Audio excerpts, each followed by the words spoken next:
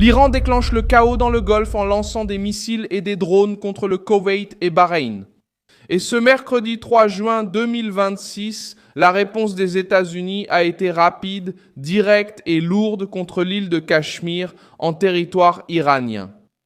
La garde révolutionnaire a voulu transformer une attaque régionale en démonstration de force visant des zones liées à la présence américaine, mettant la pression sur les alliés du Golfe et déclenchant des sirènes la nuit, mais cela s'est retourné contre eux. Les défenses du Koweït, du Bahreïn et des États-Unis sont entrées en action. Des missiles ont été abattus ou sont tombés en panne en chemin, des drones ont été détruits au-dessus des eaux régionales.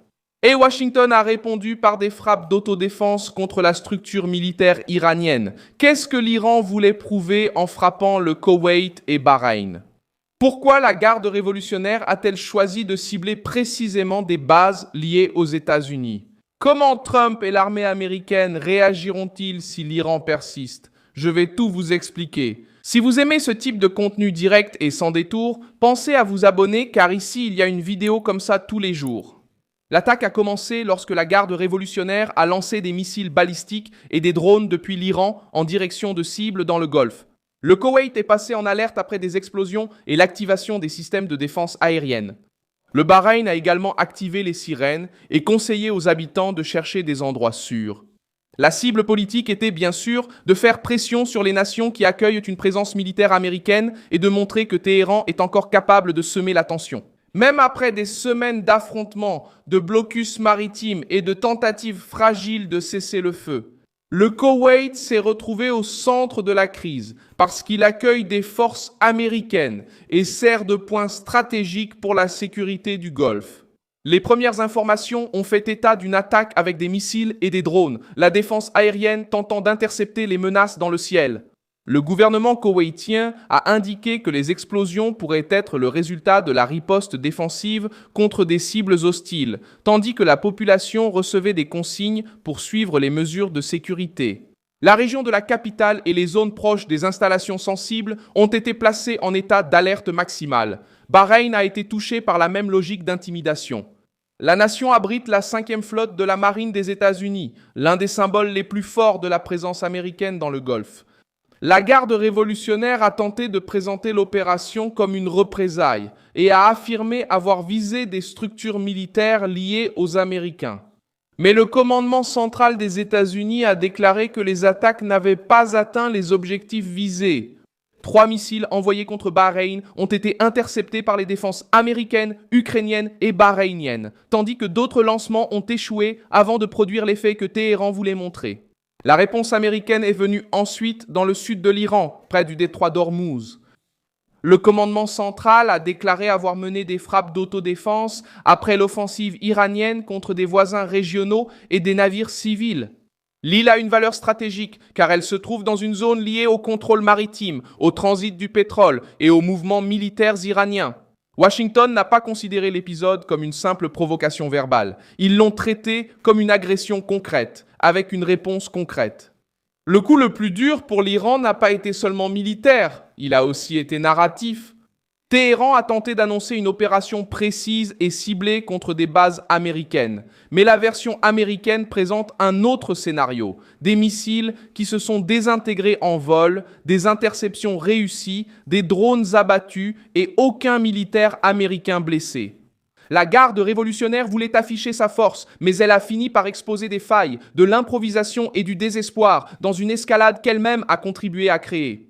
La tension a également gagné la mer. Le commandement central a indiqué que des forces américaines ont abattu des drones d'attaque lancés contre des navires civils naviguant dans les eaux régionales. L'épisode a également impliqué des navires liés au transport de pétrole. Avant la nouvelle vague d'attaques, des forces américaines avaient intercepté un navire battant pavillon du Botswana qui se dirigeait vers l'Iran et aurait ignoré des ordres répétés de la marine américaine. Pour Washington, ce mouvement fait partie de la tentative iranienne de contourner les restrictions et de maintenir un flux stratégique malgré le blocus maritime. Pour Téhéran, l'interception est devenue un prétexte à la riposte, mais la réponse iranienne a justement touché des nations du Golfe et menacé la navigation civile, ce qui accentue l'isolement diplomatique de la République islamique. Le Koweït et Bahreïn n'ont pas été choisis par hasard. Les deux nations font partie de l'échiquier sécuritaire mis en place par les États-Unis dans la région. Le problème pour le régime iranien, c'est que l'intimidation a peut-être eu l'effet inverse.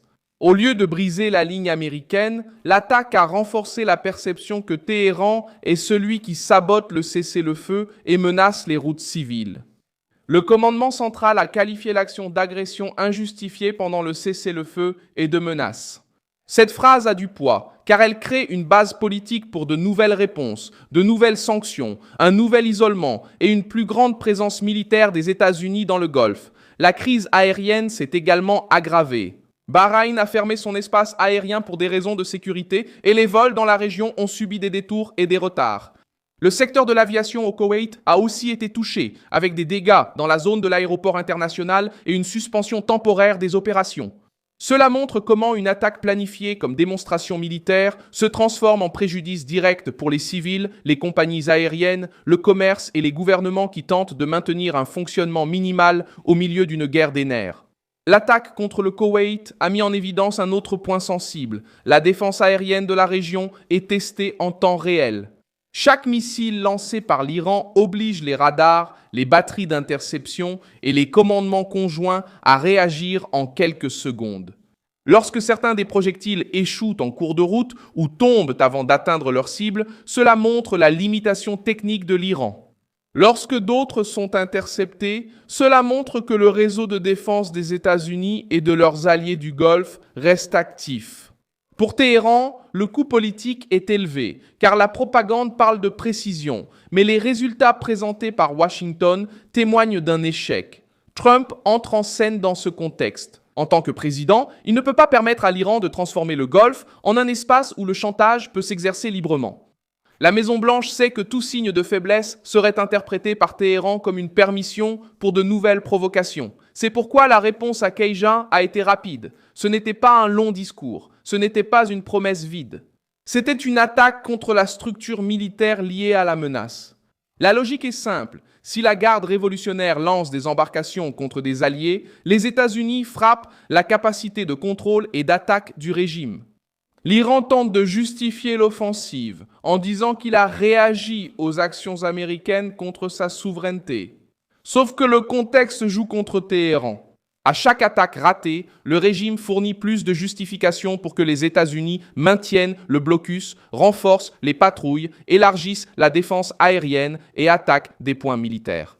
La garde révolutionnaire peut bien faire du bruit, mais faire du bruit n'est pas une victoire. La victoire exige d'atteindre la cible, d'avoir un effet réel et de contrôler l'étape suivante.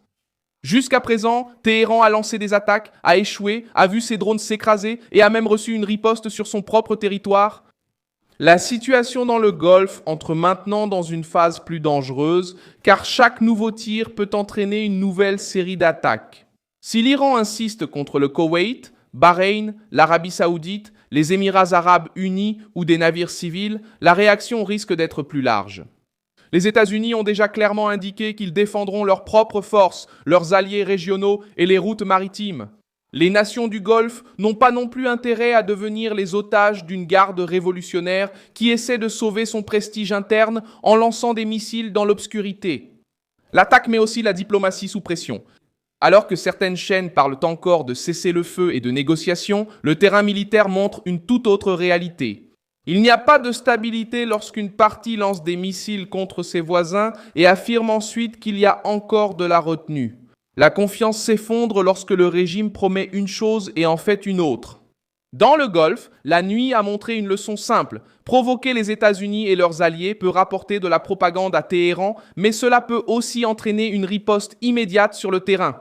Je suis Milson Alves Global et mon objectif est de vous tenir bien informé avec la vérité chaque jour. Les liens des actualités se trouvent dans la description. Likez cette vidéo, abonnez-vous à la chaîne et à la fin, jetez un œil aux commentaires pour être encore plus engagé avec la communauté Milson Alves.